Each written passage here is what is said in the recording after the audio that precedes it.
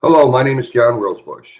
I'm the founder, the CEO, and president of the Worldwide Development Corporation. I've created a new energy invention that has the ability to power the planet many, many times over. It's based on river flow. It's kinetic energy. And what I do is I generate energy from river flow without the ebb factor.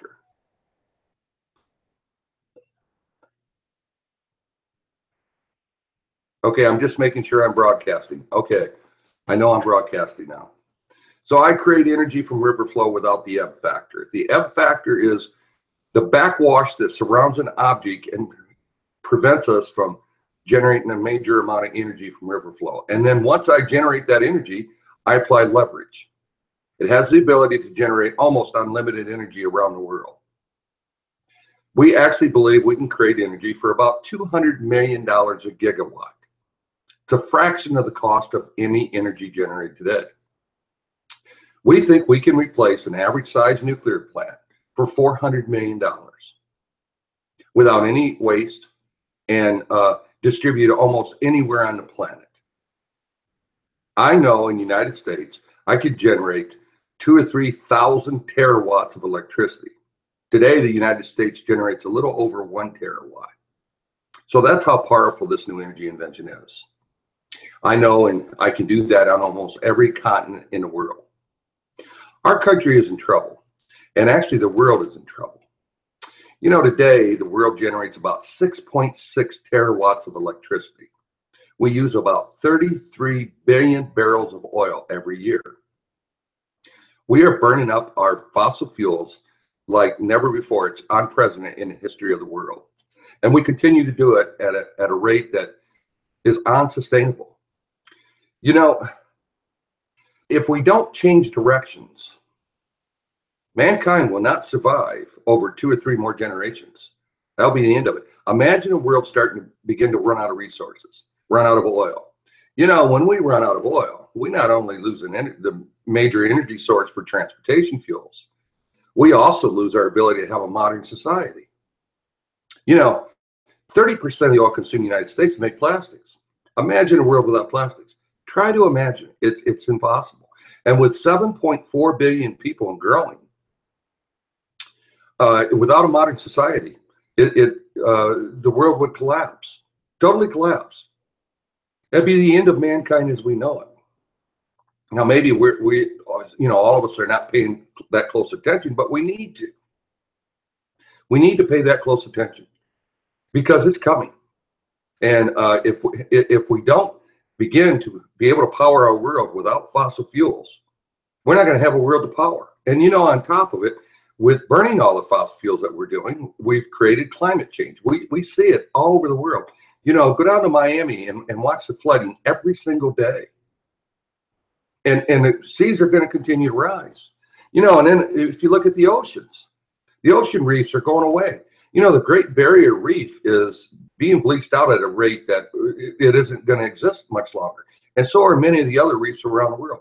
That is that's the home for so much marine life that without the reefs, we lose our marine life. Now, if we lose our marine life, it's 40% of the protein that's consumed in this world. And we're also polluting the oceans at an unprecedented rate. There's so many things going on that we're destroying our home. In other words, the earth. And it's the only home that we have. You know, I continue to give these warnings out on the internet and post and everything else. And nobody really pays all that much attention because you can't see it. So if you can't see it, is it real? Oh, it's real. It's very real. BP tries to warn us 53 years of oil remaining. That was a few years back, so probably less than 50 years now. Now, people say, well, gosh, we had an oil shortage in the 1970s and we just keep finding more oil. Well, we're beginning to lose our ability to find oil. You know, the current president of the United States just opened up Anwar. That is a preserve up in Alaska. And boy, everybody got all excited, right? It's 10 billion barrels. You know, at 32 billion barrels consumed each year in the world, that's less than a 4-month world oil supply. Yet everybody got all excited. But, you know, that's where the caribou migrate through. So what are we going to do? Destroy their migration? It's insane. The same thing with the Montana North Dakota, South Dakota oil shale find. Again, 9 billion barrels, less than a 4-month world oil supply.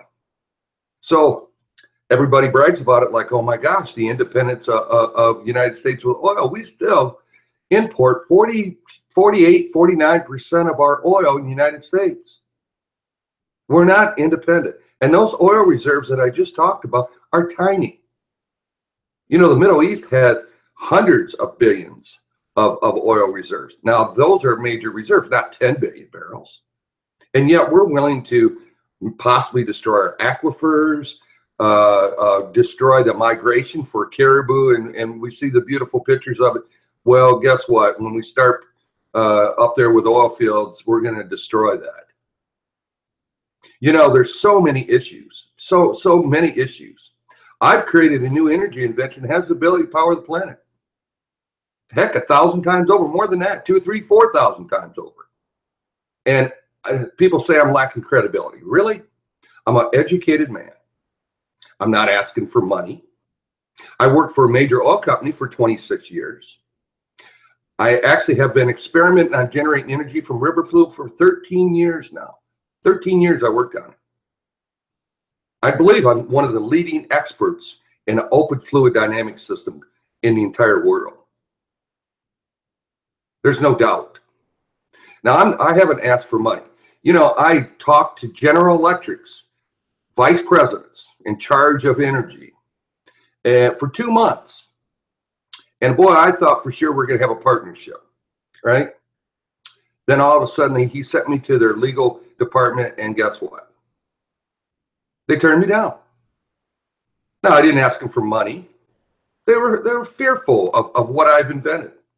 Right now, I'm talking to some major governments in the world, or at least people that say they can talk to the major governments. We'll see where that goes. I sure hope it goes somewhere good.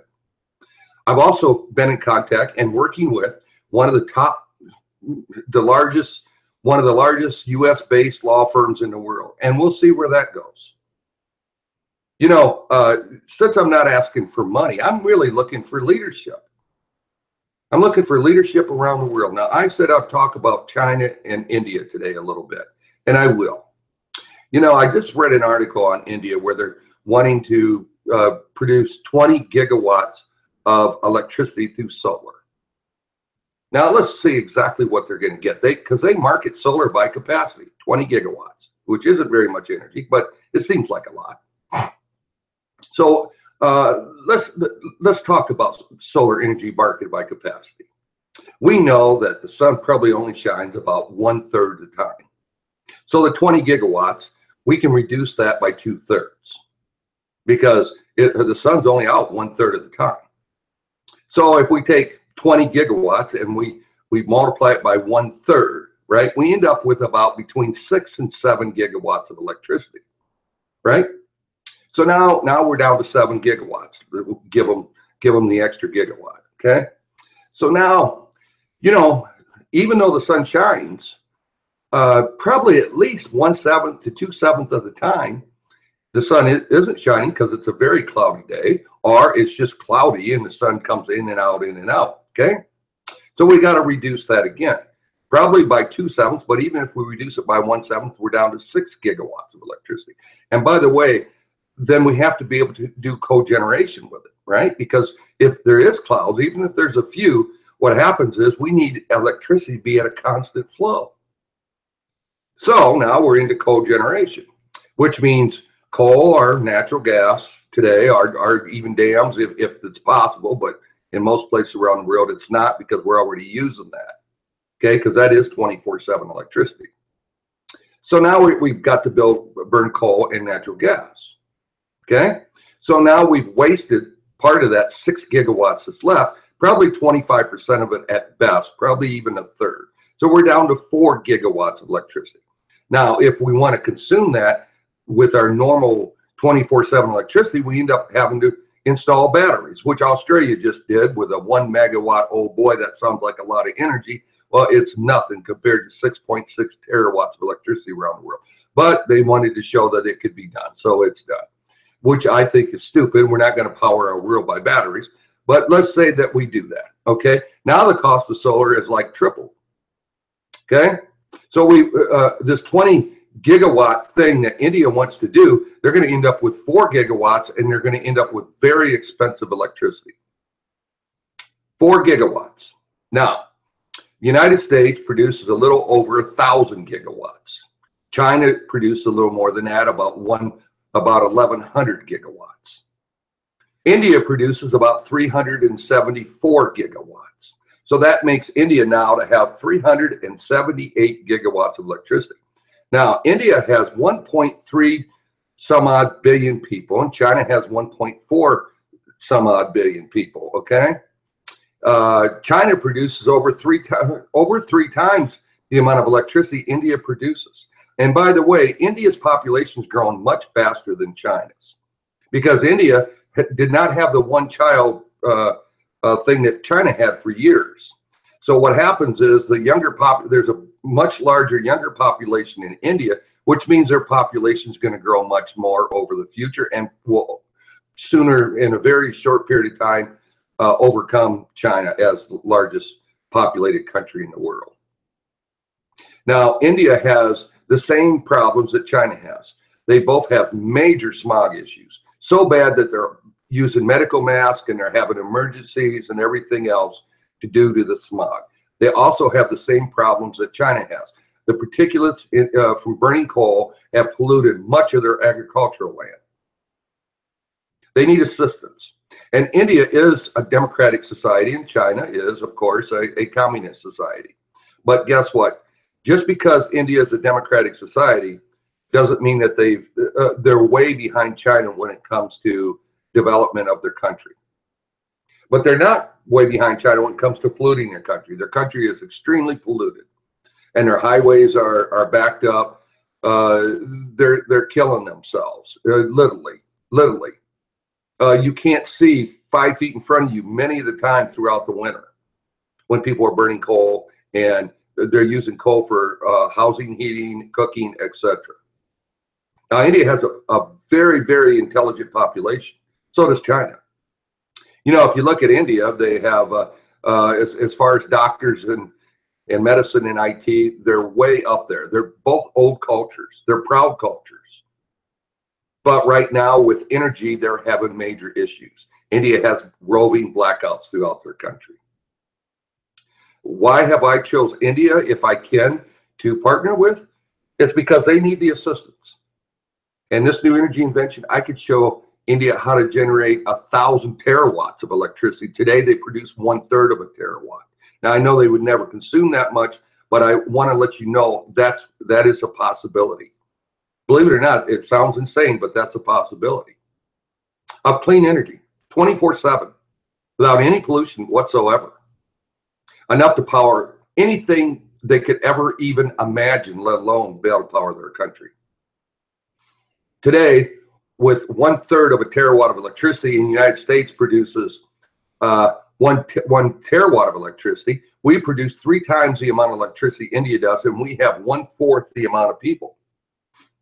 The standard of living in India is very poor because of that. This would lift the standard of living in India tremendously, just tremendously. And believe it or not, for $20 billion, I could show them how to produce a terawatt of electricity, even though they probably need to have 3 or 4 or 5 terawatts of electricity at a minimum, so they could all live a normal, good life. So $1 trillion gives them about 5 terawatts of electricity. Now that gives them a little more electricity than what the United States has per person. That's a one-time cost. And I could show them how they could create a world that the people in India wouldn't believe. Same with China. China has the same problems. So when I talk about India, we also talk about China. China's been much more aggressive, though. What have they done? Since they've destroyed their agricultural land, they went out and bought a whole bunch of land in Africa and Australia for farming to feed their people, because their agricultural land is destroyed so much. You know, if you go out on the internet and you start to look at the pollution issues in both these countries, you would be just totally amazed. You know, a lot of it's not their fault. They have a large population. I mean, you know, I posted out there on some of the social media sites, the population growth, the India and China, United States grew by 1/2. So they grew 100% over the last 70 years in their population, where China and India grew 4 times in their population, and they had a large population to begin with.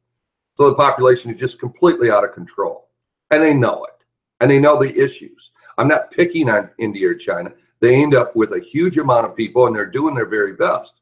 But the Worldwide Development Corporation has developed something that could help them. Now, I know they're very proud, and they say, well, if it don't come from India, then the Indian government, we can't accept this. The same with China. Well, heck, I don't care if I'm from Africa, South America, Australia, North America, United States, Europe. It doesn't make no difference where I come from. I've created this new energy invention to help them. Now, it would be very easy for me just to show the world how this new energy invention works for free. And I would do that. But guess what? We have inequities on fairness around the world that is also unprecedented through the history of mankind. 10% of the people in the United States, along with the rest of the world, own about 90% of the wealth. And it's getting worse. President Trump has now signed a tax bill that's even making it worse. If we want to create a healthy planet where mankind can survive for millions of years, we need to not only fix the sustainability of our energy, because everything in the world is based on energy. Everything. It doesn't matter what you're talking about. They estimate 98% of human activities in a modern society has got energy involved somehow.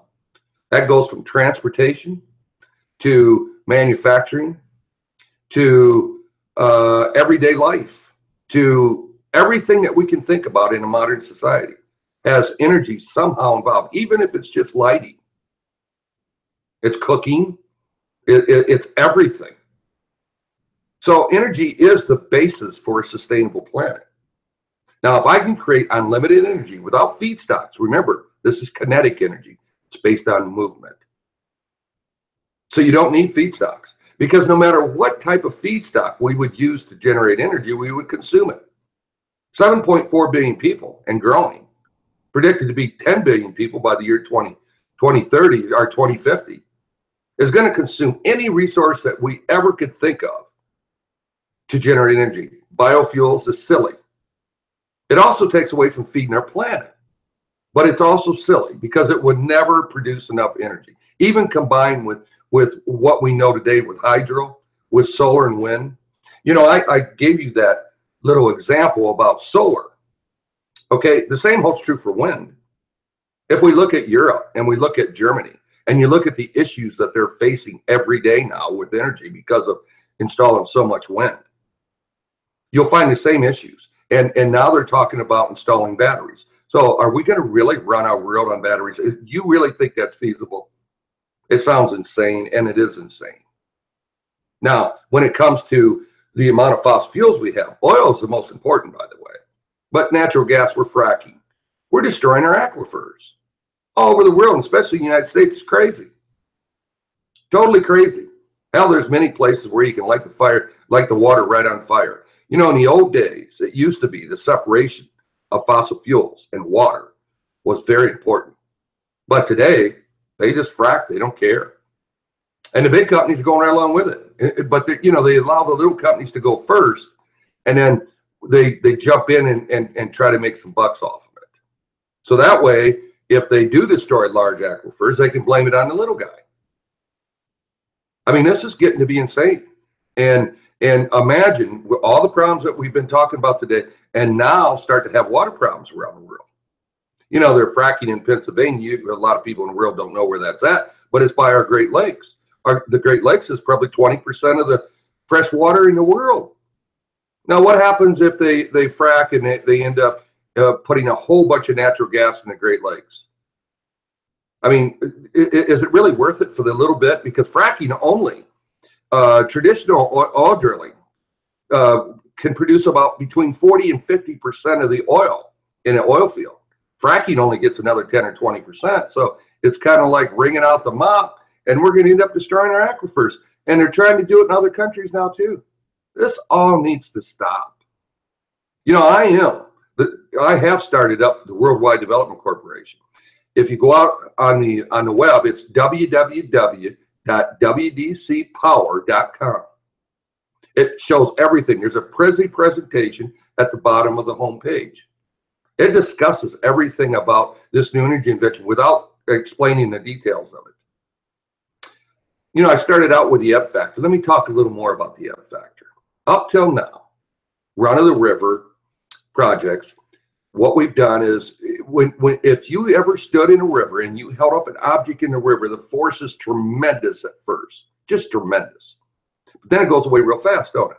That's because the water surrounds that object. That's called the ebb factor. And so what happens is you lose the ability to generate a lot of energy. That's why run-of-the-river is so weak. What we did, we solved that. We solved that issue. So we can extract all the energy from river flow. Now that sounds like, boy, that's a lot of energy, but it still wasn't enough. It wasn't enough to be a game changer in the world. So what I do, I worked on it and worked on it, and I figured out a way to magnify that, to use leverage. And I've magnified that amount of energy by 50 times. So now it is an enormous amount of energy, enormous. I know in not that large of a river flow, I can generate 1 gigawatt of electricity. 1 gigawatt. Now it takes about a football field to do that. The nice thing is I can stack them, football field after football field after football field after football field, and I could actually stack them enough to where I could generate enough energy to power our country in one location if I wanted to. But that doesn't make sense, does it? So what I did was I figured out a way to distribute it and build small units of it and standardize it into small units. That way I can distribute it, because if it's all in one location, for one thing, the world's never seen that much energy in one location. For the second thing, it would be very difficult to distribute.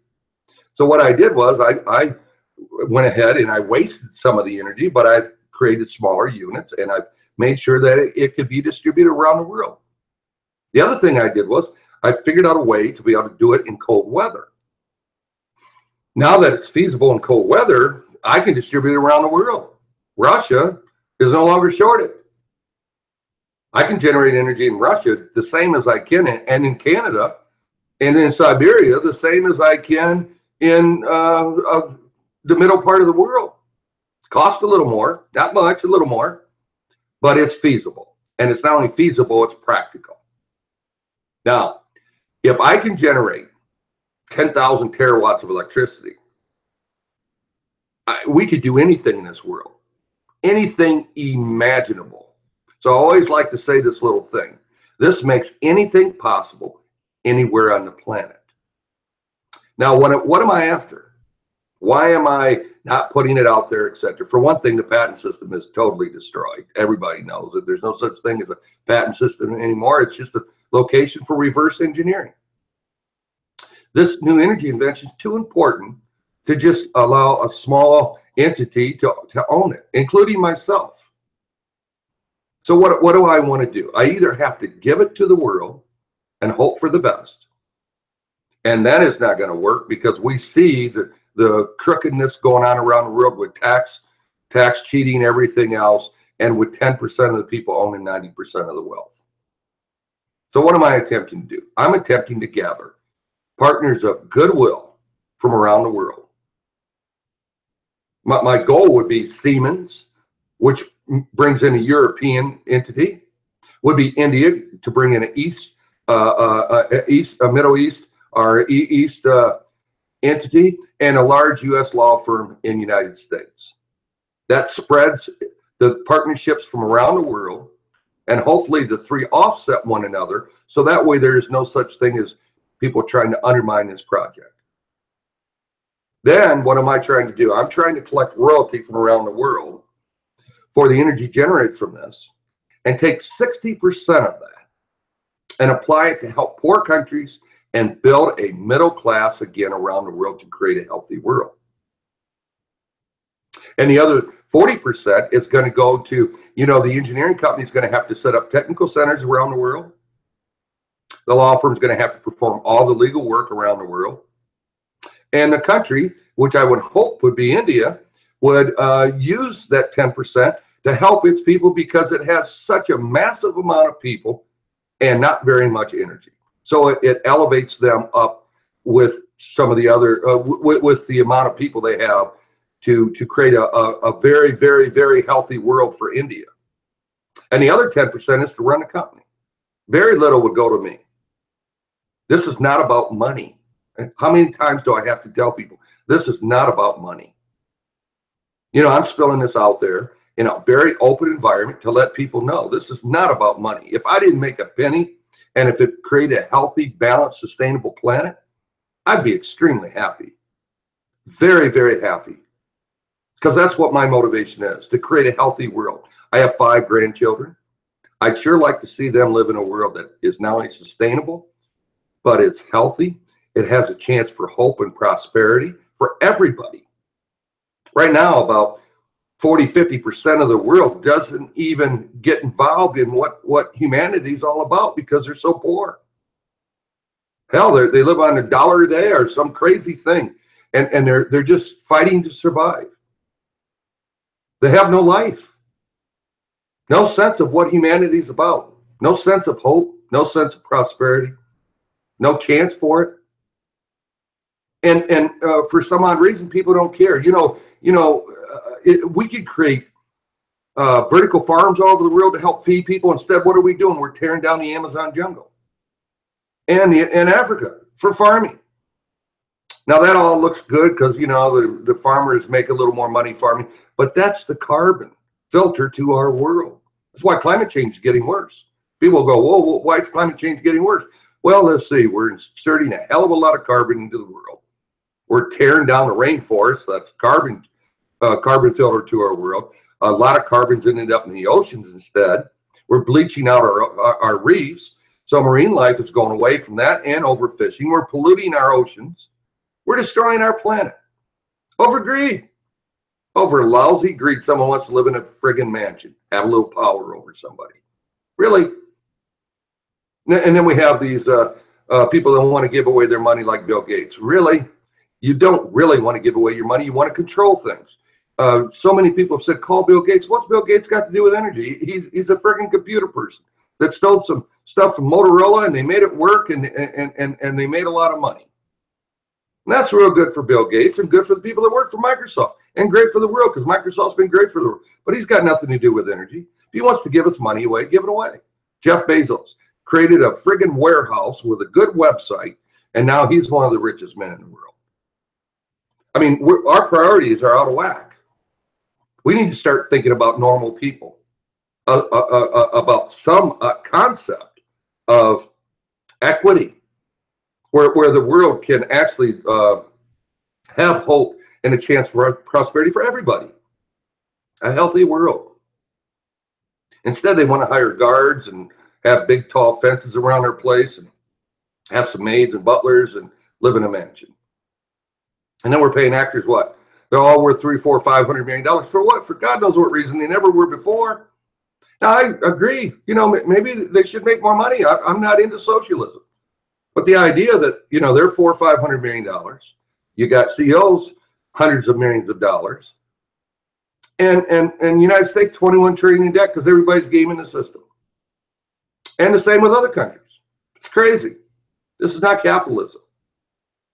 If it is, it's crony capitalism at its best and criminal capitalism at its worst. We need to stop this. It's not only the idea that this new energy invention, that's only one step in the idea of creating a sustainable planet. Only one step. We also will need to set up recyclable centers around the world. We notice that they're starting to burn trash for energy. Of course, most of the products are oil-based. Plastic is oil-based. We need to recycle that plastic so we don't keep consuming virgin oil to make plastics. Otherwise, we're going to still destroy the ability to create a modern society, regardless if we replace all the oil for transportation fuels. We need to start thinking. Where are the scientists and engineers? Now they say, oh my gosh, the credibility of this gentleman with his new energy invention is not true. Really? You're out there marketing wind and solar, and you're worried about my credibility when I'm not asking for money. Does that make sense? People need to wake up. This new energy invention is real. I have a prototype. I have all the engineering. I have 3D drawings, and I'm a very educated man. I'm not here to take money from people. So either I'm a little bit crazy, or what I'm saying is factual. And I would venture to say it's factual. Now, what do I need? Well, what I'm looking for is Siemens or GE or both, if they have any sense, to come in and validate the power projections of this new energy invention and partner with it to create a balanced and healthy world. You know, if they look just a little bit past their nose, they'll realize that if they could do that, the amount of work that they would have ahead of them would be enormous. Just totally enormous. Imagine changing our world from a fossil fuel, throwaway society, consumption throwaway society, to a recyclable, sustainable energy society. That transformation would take 10 years of full employment around the world. When I say around the world, full employment. Maybe 20 years of it, if we want to clean up all the other energy sites like coal plants and nuclear sites and literally create a healthy world, clean up our oceans, build recyclable centers. How could we pay for recyclable? I believe that makes responsible capitalism. So what happens is if China makes products for the United States, they pay a recyclable fee to the United States. What do we do with that recyclable fee? We recycle those products so we can make more products. That's an easy way to pay for it with a capitalistic approach. These things are, we can create free society with capitalistic approaches for all our problems. All we have to do is make sure that the entire world does. Because if the whole world don't recycle, then all we're doing is throwing the cost on one particular country or whatever and divert it to another country. And then we end up with, you know, everything gets sent to, you know, Norway to generate energy, which they're kind of doing today. In China now it's just outbanded. But that's what's been going on. Or we dump it into the friggin' ocean. Now these things need to quit if we want to create a sustainable planet. How many of you actually care about what happens to your kids and your grandkids and your great-grandkids? How many of you out there actually are thinking about it? Unless you just say we give up and we're going to live for today. And maybe that's what's going on in a lot of places. It don't have to. I'm telling you, this new energy invention will solve the energy problems. So if we clean up the sustainability problems, and by the way, if we're generating all clean energy, guess what? It'll surely help solve climate change, if not totally solve it. You know, everybody keeps worrying about climate change. Al Gore, he made $100 million for getting to some film thing and then selling it. You know, now he's rich and he keeps preaching about this, but he has no answers to it. He just preaches about it. Elon Musk, everybody thinks a visionary. For what? Electric cars, they've been around forever. Solar City, I suggest to you that solar is the dumbest thing I've ever heard of. Batteries, run the world on batteries, it sounds idiotic. I don't know where this visionary stuff comes from. He wants to create a vacuum tube to travel back and forth from cities. You know, that came from a bank teller. He must have went to a bank teller and got some change back in a vacuum tube and says, whoa, look how fast that is. Maybe we should transport people around. Doesn't make any sense, but maybe, you know, someone picked up, oh boy, it's Elon Musk. Elon Musk is not a visionary. No visionary whatsoever. Now, I hate to say it. I've been a very quiet man, but I'm a visionary. This new energy invention power the world 1,000 times over and keep it clean. Sustainability forever, not some fancy idea that somebody says, oh boy, he's a visionary only because he can talk good. Well, who cares about talking good? You know, I've had 100 people contact me, hey, we can help you publicize what you're doing here. For what reason? This new energy invention is real. I'm out here. What if we have fancy pictures in the background and get everybody all excited? I don't think so. I can show the world how to power itself many, many, many times over. Eliminate all the dang pollution around the world, especially in major countries that are burning coal for most of their power. You know, we can't even replace right now, the world is wanting to add 500 gigawatts of electricity demand every single year. Now we don't even come close to that, replacing it with alternative energy. Don't even come close to it. Almost all of it is being done through coal. Now that's just our electricity. We haven't even started to replace our transportation fuels. We're fooling ourselves if we think we're on a good on a path to being able to solve all these things. Fooling ourselves. And if we think that growing seaweed is going to be the answer, that's insane. You know, the scientists are coming up with some crazy ideas to put kites in the air for wind and stick solar panels in space to beam down, believe it or not, energy to the earth. Now, these are the types of things that they're coming up with. These are insane things. My energy invention is real. I have never backed away. I'm here. The only thing I'm looking for is partners of goodwill. Now, I've talked to other countries, and they talk about being skeptical. Skeptical, I'm not asking them for money. Imagine a man comes to a country and says, I don't need any money from you. I just need a partnership. Is it fear? Is it greed? Is it some ridiculous law that you have in your country? Because you do partner on many things. All the countries do around the world, but they're selective. So now I don't have any power. I don't have any influence.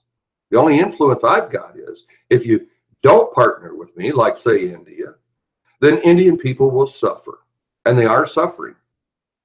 All you got to do is go out in Delhi and then just walk out on the street this time of year, and you'll be wanting to go inside very, very fast. Or go to a public restroom where there's no running water. Those are the types of things this can solve. So if India and its people want to continue living the life they live with a promise of solar energy, and by the way, when there's so much smog in the air, you're not going to get any energy from the solar. And in the winter, you won't in many locations. So even that example I told you earlier, that's only good for the summer, maybe fall and spring. And that's away from pollution, because pollution blocks everything. So instead of 4 gigawatts I was talking about, you may end up with 1 or 2 before it's all said and done, and they'll be very expensive.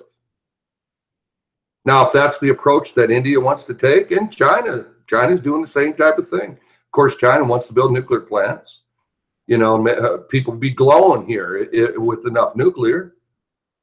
The idea of this new energy invention is to get rid of all of it. All of it, all of the garbage intermittent energy. Replace it with 24/7 energy. I will be able to actually change the mindset of people around the world. The entire mindset, from a world trying to generate energy to a world trying to determine how we can use energy for the benefit of humanity. That's how powerful this is. We won't even think of energy as an issue. Matter of fact, a few generations out, they'll think, how silly was the world to use carbon fuels for energy? Doesn't make any sense whatsoever. They'll think we were silly. Totally nuts, actually. Now, you know, I'm not going to just give this away foolishly. No, I'm going to make sure that it's implemented, introduced in a way that benefits and creates a fair and balanced world, benefits the poor and rebuilds the middle class. My clientele is about 70% of the world population. That's my clientele. Now someone says, oh, come on, he can't be real. Yes, I'm real. I'm 62 years old. I'll tell you what, I don't feel all that great anymore. My health ain't the greatest. And I surely don't care to be some trillionaire with mansions all over the world and people waiting on me. That is about the last thing that would interest me.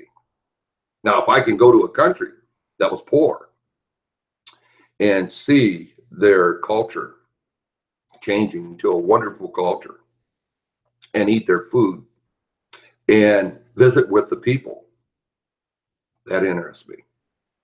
That gets me excited. That's motivation. My grandkids live in a world where anything's possible. Friends all over the world. People traveling all over the world. Imagine, I know I can generate gasoline or diesel fuel for equivalent of 25 or less cents a gallon without any fluctuations. Imagine what that would do for transportation around the world. Oh my gosh. It would mobilize this world in such a way that the world it'd be a dream world for everybody. And by the way, we talk about electric vehicles with Elon Musk again with his visionary scenarios that he has, right? We could convert our gasoline and diesel engines over to run off hydrogen, similar to natural gas. We could have hydrogen pumps at the gas stations. Now, by the way, they have the technology now to create the hydrogen right at the time of fueling. So we don't even have to store the hydrogen, which might be dangerous.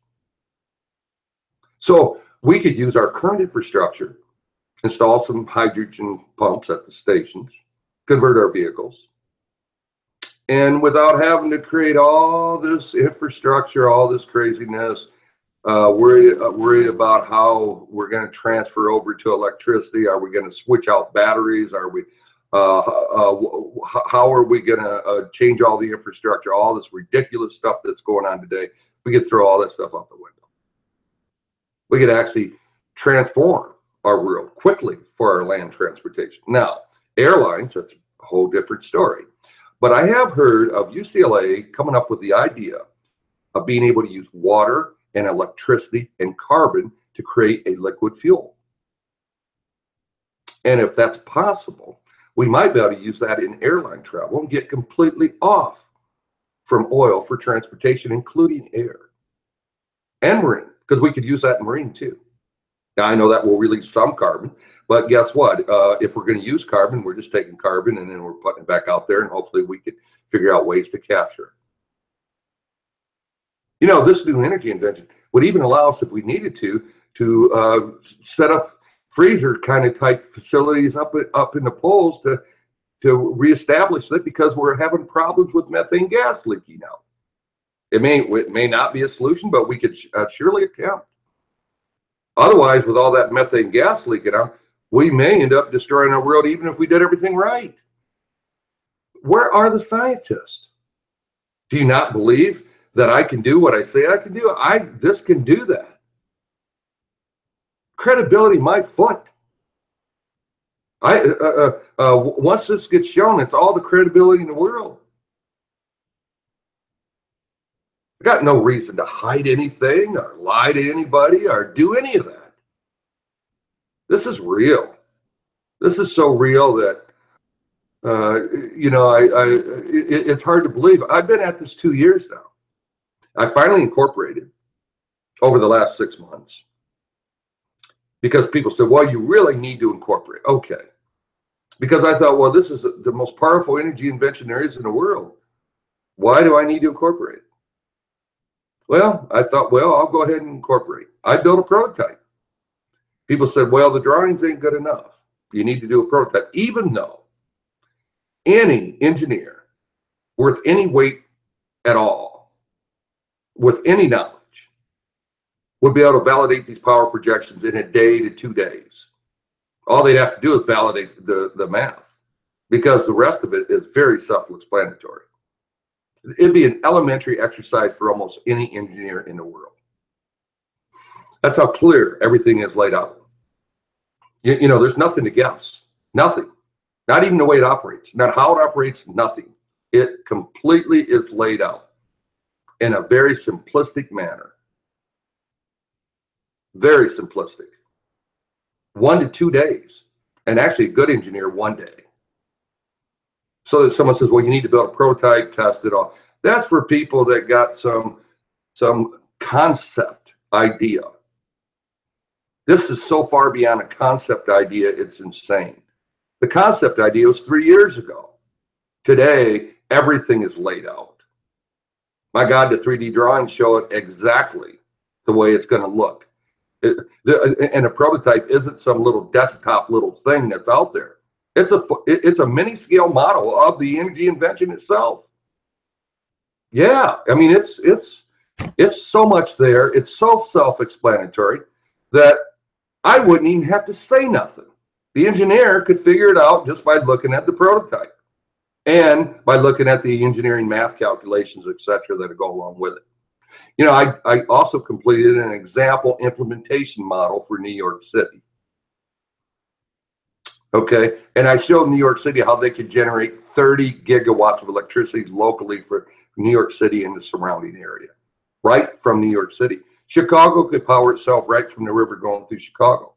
By the way, Washington, D.C. could power itself from the Potomac River just flowing through there. I don't need that much flow. And actually, if you think about it, almost all major cities in the entire world have a river flowing through it. That's why that city is there. Houston could do the same. Heck, Phoenix, Arizona could do it. That's in the middle of a desert. I don't know how much more that needs to be done to bring in responsible and people of goodwill around the world. I'm working on it. I'm working on it every day.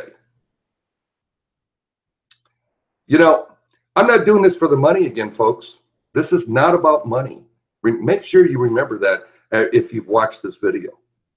This is about the sustainability of the human race. Now, you know, if we continue down the path we're on, when we start running out of resources, we're going to have nuclear wars. Hell, we're already threatening nuclear wars, and we don't even have shortages yet of resources. But it's coming. You people should be aware of that. We're going to run out of these resources. The world isn't just full of oil. It isn't an empty shell. Oil's in between the cracks and rocks that have been there for millions of years. We're going to run out. Matter of fact, the Middle East is going to run out. There has been talks with Saudi Arabia, secret so-called correspondence with the United States, that maybe by the year 2030, they could be an oil importer. People need to understand that oil is going to go away. Now, we say, well, come on. Well, the United States had a lot of oil at one time. Matter of fact, Marathon Oil Company, the oil company I worked for 25 years, had the largest oil producing field in the country called Yates Field down in Texas. Well, that field dried up overnight one year. Now, I'm telling you, the Middle Eastern oil is going to dry up one day. Now, it may not be in our lifetime, maybe in our kids' lifetime, but it's coming. Now, are we responsible, or do we just not care? I don't know where the world's at. I mean, is there a bunch of people in the world that want to see the destruction of the world? I don't know. But I do know this much. This new energy invention is real. And I'm here, and I'm trying to bring it to the world responsible. I was ashamed of General Electric, but they could still step up. I'd work with them. You know, it's like anything else in business. You work with the people that will finally step up. They're going to step up and not. I've had young people want to even work for me, etc., and then ignore. Things go on. It's been crazy in my life. I've been lied to. I've been attempted to be. Everything that you could dream of has happened to me in my life. Threatened, everything. I'm here. You know, I'm a veteran. You know, I've got a track record that shows I got a lot of integrity. Matter of fact, that's the one thing I do have is integrity. So the people listening to this broadcast, you need to step forward. We need to get this going before we end up with no resources and we end up with a world that destroys itself. If you do think we're that far from it, you better think again.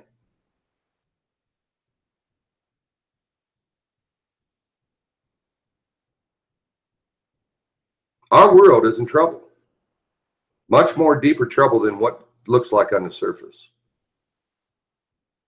The scientists know this.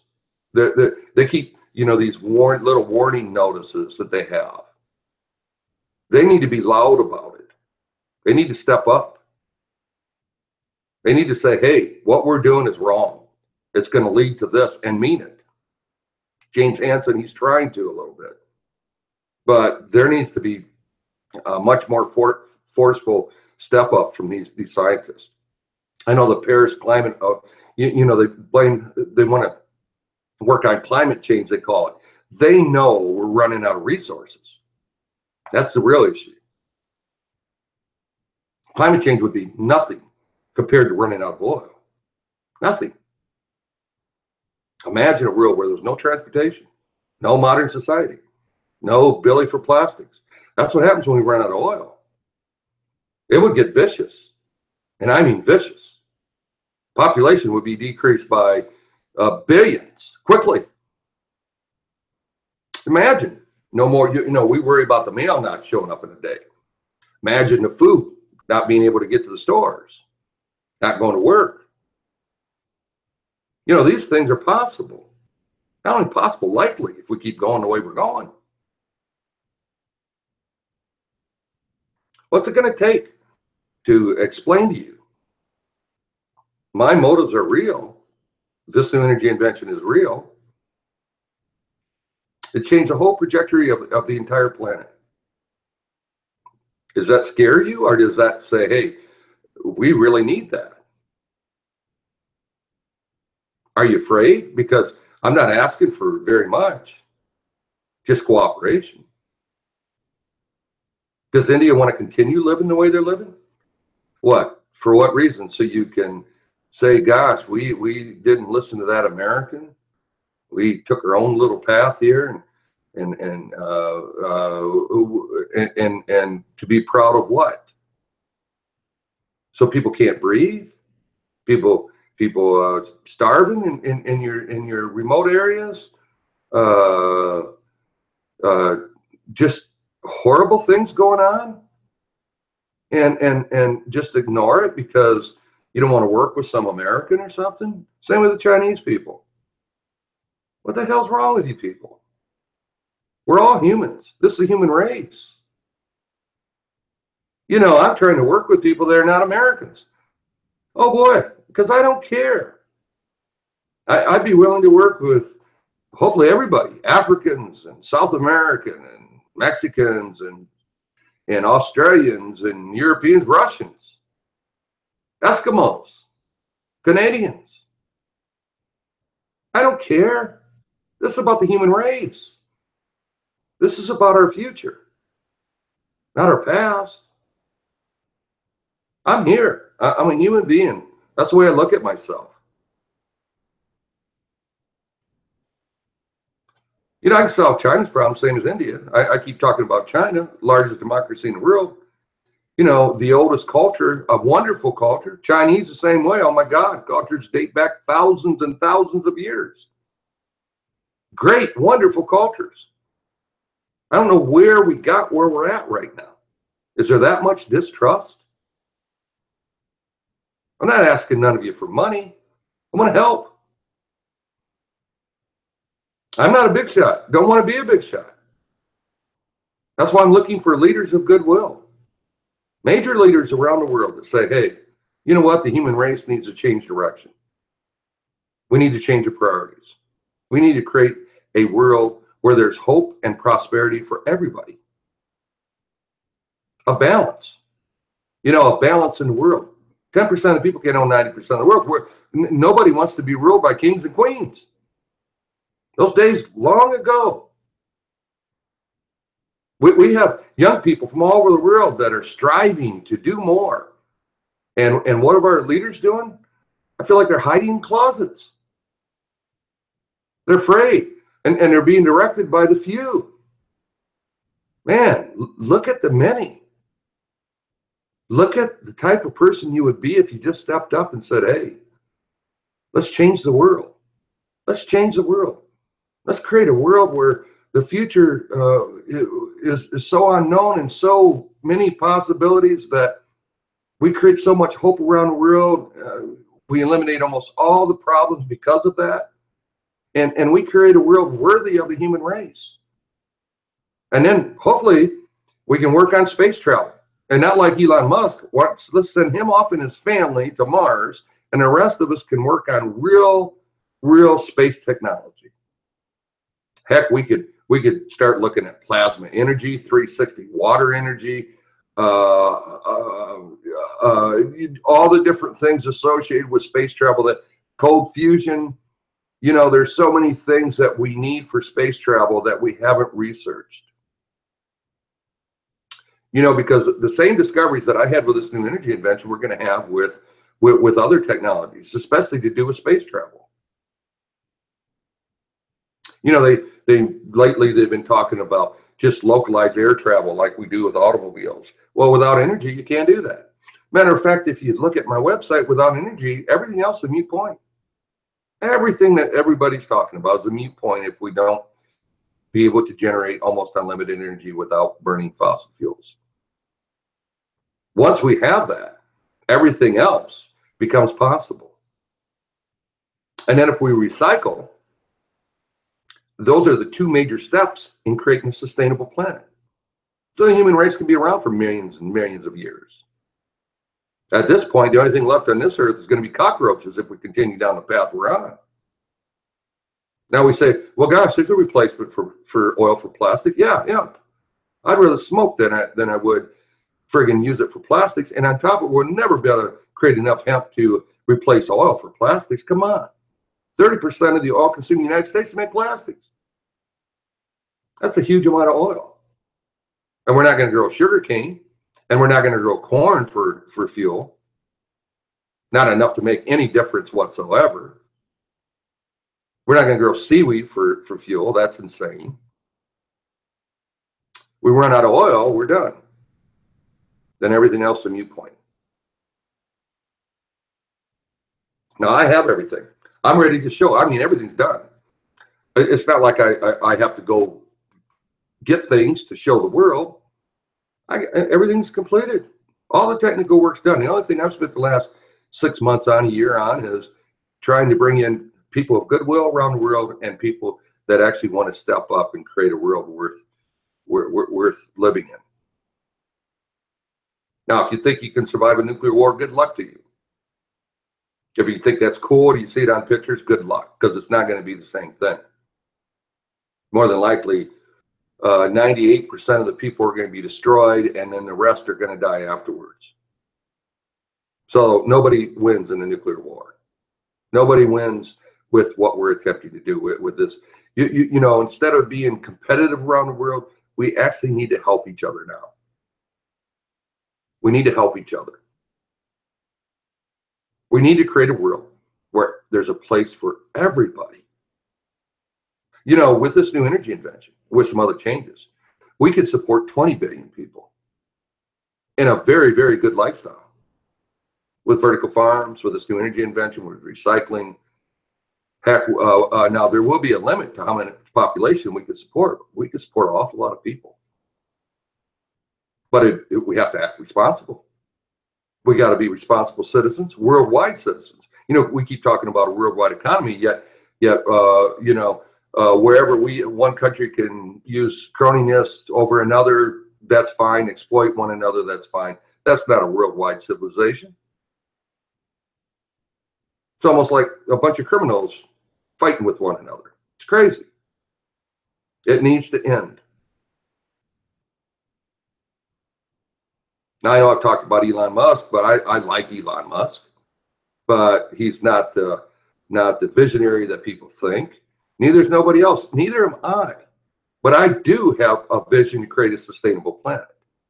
And if people would follow that and actually take that lead, then we could be able to survive for millions of years. And I have created new energy invention. I didn't just say, oh boy, there's electric cars, I'll produce an electric car and go hire a bunch of people that worked on electric cars. Same with the space program. I know he landed a rocket, good for him, but that ain't nothing. I mean, it is a pretty good accomplishment, but so what? So what? Tell me exactly where that gets us. Well, we save a few dollars building rockets. But really, where does it get us? Where's the vision? The vision is he could land a rocket. Another vision would be able to use plasma energy, cold fusion, and be able to travel through space for long periods of time, like on Star Trek. Now that would be a visionary, but he's not there. He's one step, and that's great, that one step. But let's not call him a visionary. Not even close. And solar's a joke with what he's doing. You know, the idea of him, a vacuum tube tunneling. I mean, you know, these things are just ideas that are crazy. It's almost like putting space panels, solar panels in space, crazy. We need to start actually being down to earth, real life, practical things.